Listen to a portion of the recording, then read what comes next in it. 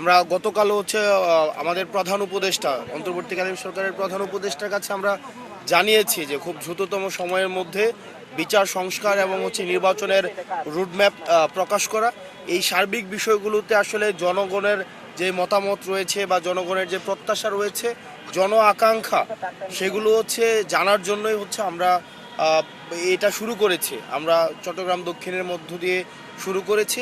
আমরা সারা বাংলাদেশে আমরা এই এনসিপির পক্ষ থেকে আমাদের মানুষের কাছে এই যাওয়া অব্যাহত থাকবে। দেখেন, এটা রিসিপ্রোকাল একটা বিষয়। এটা মানুষের আমাদের চিন্তা, আমরা কিভাবে ভাবছি, আমার দল কিভাবে চিন্তা করছে এই সার্বিক বিষয়ে বিচার এবং সংস্কার এবং আগামী নির্বাচন নিয়ে আমরা কি ভাবছি সেগুলো মানুষকে জানানো, মানুষের চিন্তাগুলো আমরা জানা, যেটার মিথস্ক্রিয়ায় আমরা একটা জনগণের ভাবনাগুলোকেই তো আমরা কর্মসূচির মধ্য দিয়ে একটা রাজনৈতিক দল প্রকাশ করে, আমরা কর্মসূচির মধ্য দিয়ে আমরা প্রকাশ করব, সেটির জন্য এখানে আসা।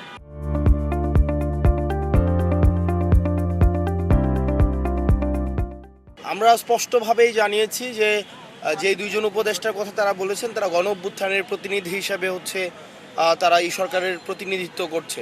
তারা কোনো রাজনৈতিক দলের প্রতিনিধি হিসাবে না, এনসিপির প্রতিনিধি হিসাবে তারা এই সরকারে নেই, বরং এই গণ অভ্যুত্থানের সবার প্রতিনিধি হিসাবে তারা এই অন্তর্বর্তীকালীন সরকারের প্রতিনিধিত্ব করছে। তাদেরকে একটা দলীয় পরিচয় করানোর মধ্য দিয়ে তাদেরকে যে ট্যাগ দেওয়ার চেষ্টা করা হচ্ছে, এই বিষয়টিকে আমরা নিন্দা জানিয়েছি। একই সাথে আমরা এই বিষয়টি বলেছি যে যেই ছাত্র দুইজন উপদেষ্টা রয়েছে তারা গণ অভ্যুত্থানের তারা প্রতিনিধি হিসেবে সেখানে রয়েছে। সুতরাং এই বিষয়টিকে প্রাধান্য দিয়ে তাদের যেন সম্মানহানি না হয় এবং প্রতিনিয়ত যেভাবে তাদেরকে এনসিপির সাথে অ্যালাইন করা হচ্ছে, আমরা সেই বিষয়টি নিন্দা জানিয়েছি।